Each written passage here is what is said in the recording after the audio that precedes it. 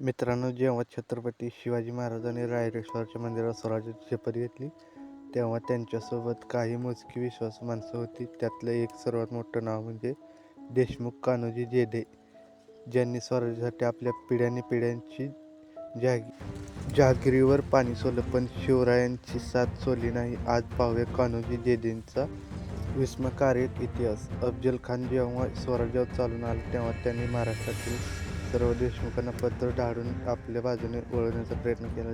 त्याने कान्होजी जेधेंनाही मोठे आमिष दाखवले, पण कान्होजी डगमगले नाही.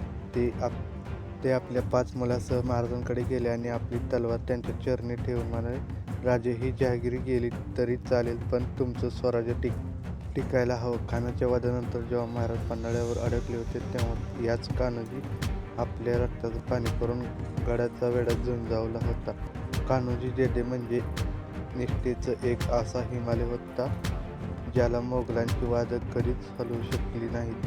अशा थोर देशमुखांना आणि त्यांच्या बलिदानाला वेळ शिवरायांच्या परिवाराचा मानाचा मुजरा. माहिती कशी वाटली कमेंटमध्ये नक्की सांगा. जय जिजाऊ, जय शिवराय, जय शंभूराजे.